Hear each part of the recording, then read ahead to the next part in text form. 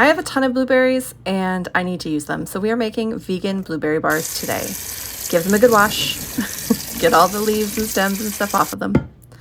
Then you're going to need about a 9-ish by 13-ish casserole dish. Something heavy, ceramic or glass would be ideal. And then once the blueberries are washed and drained, you're going to add in minute tapioca. That is not an error. That's actually what it's called, minute tapioca. You need 1 tablespoon of it added into this berry mixture. And the reason we're doing the berries first before the crumble part is because you need the berries to macerate a little bit in the mixture for them to get all nice and juicy and jammy. So yeah, 1 tablespoon of that, then shake it around. There's a note on my website about how to find this if you have any questions about the recipe. Then you need 3 tablespoons of lemon juice. It's about 1 real juicy lemon is what I found. Squeeze that out in one of these as much as you can. And then you're going to toss that back in with blueberries.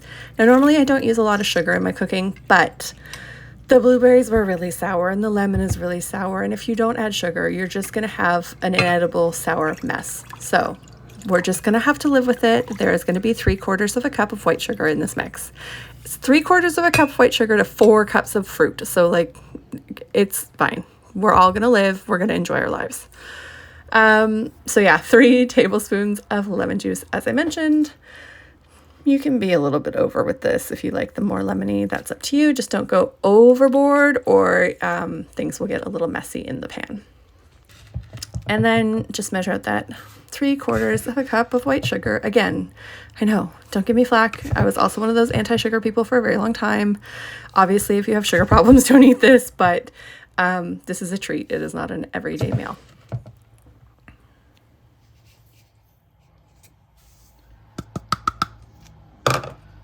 Once that's all together, give it a really good stir. You need to make sure everything's super incorporated.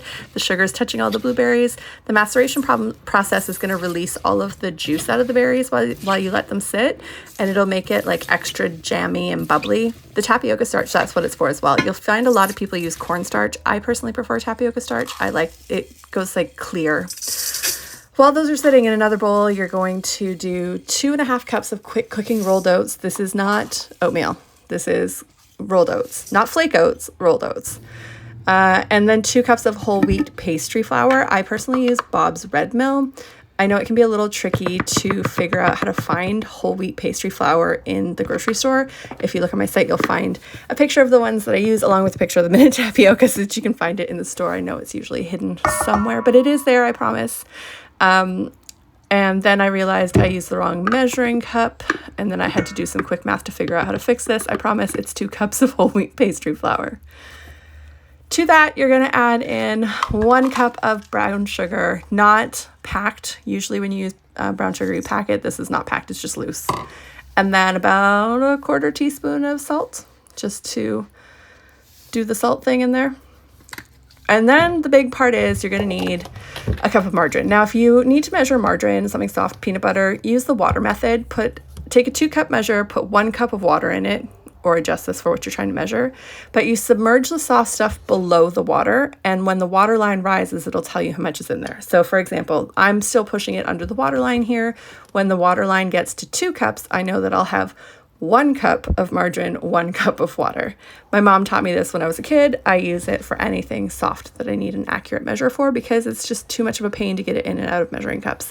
And this works really well. Plus, you're going to use the glass cup to microwave the margarine anyways, so it's not dirtying another dish. But yeah, there you go. See how it displaces science. Drain out the water, melt the margarine, and then pour it on top of the oat mix. And then give it a really good mix around. You're going to mix everything until it's all incorporated in there. You want to have everything sort of wet. You don't want any dry spots, but don't overdo it. I mean, it will melt in the oven, so you'll be fine, but you know, you just don't want to see a lot of loose flour. And once all that's mixed, we're going to bring back our tray. You don't need to grease it or line it with parchment paper or anything. Put half of the crumble stuff in to the casserole dish. Real scientific measurement here of just eyeballing it, and then you want to press it down. Now, ideally, you need to press it down and get it into all of the corners. If you need to add a little bit more to do this, that's great. Just even it out as much as you can.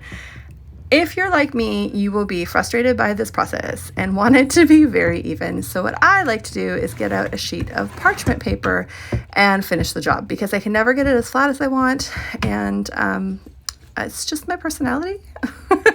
But I also don't want my fingers dirty, so get out a sheet of wax paper and press it into the pan, and then just like smooth it out. Make a good seal on the edges, make a nice flat bottom, and then you're gonna add the fruit on top.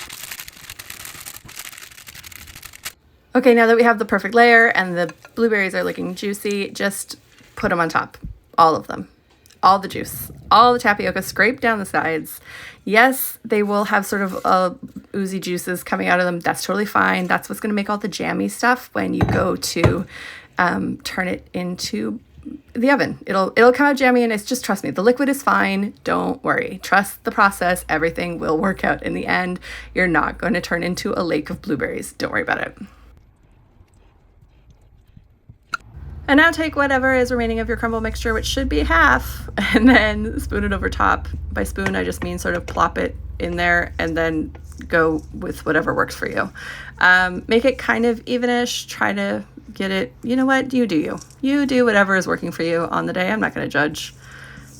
And then push it all in there. Oh, and by the magic of time lapse, we have a nicely even layer of the blueberry bars.